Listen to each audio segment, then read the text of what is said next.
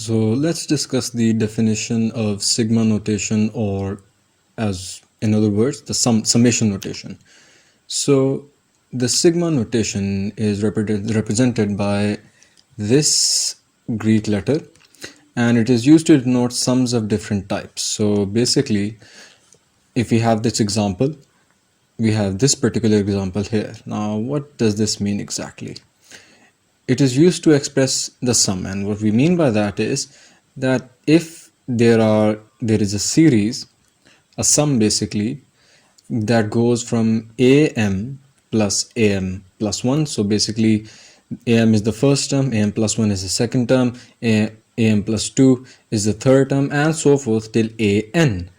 Then the sum expression, so let's just say that am is 1, am plus 1 is 3, am plus 2 is 5, and so forth till n terms, that can be written down like this, because this particular summation is represented like this, and that is just a general way of representing the summation notation.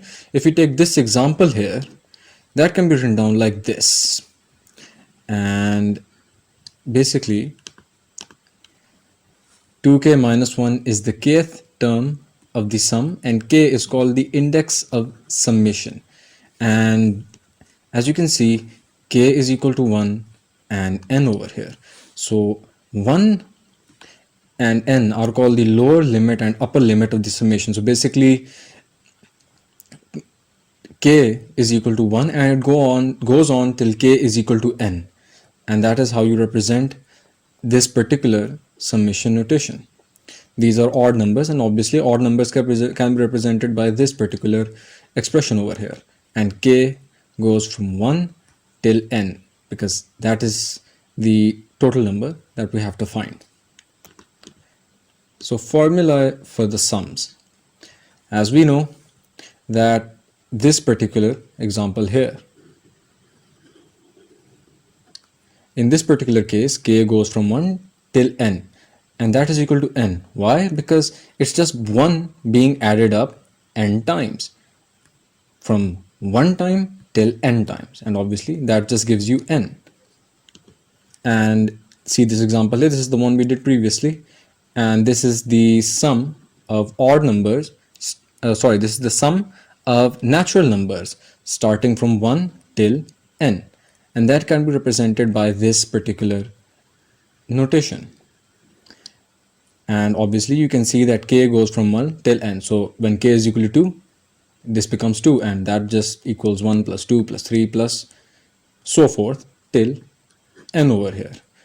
And that can be represented by this. So basically this summation is equal to n into n plus 1 over 2. And so the sum of square of the first n natural numbers is equal to this. So this is 1 square plus 2 square plus 3 square plus 4 square, blah blah blah blah, till n square. And obviously that is equal to this particular notation, because the value of k is now k square, and that can be that is equal to, the summation is equal to this expression over here, n into n plus 1 into 2n plus 1 over 6.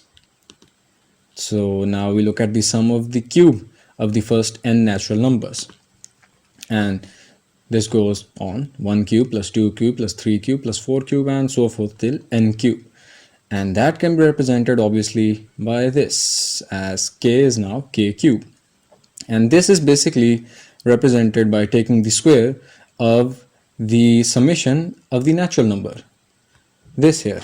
If you take the square of this expression over here, you get the sum of the cube of the first n natural numbers, and that's it. You have to remember these three in particular, because these three are used consistently in questions that we will do later on.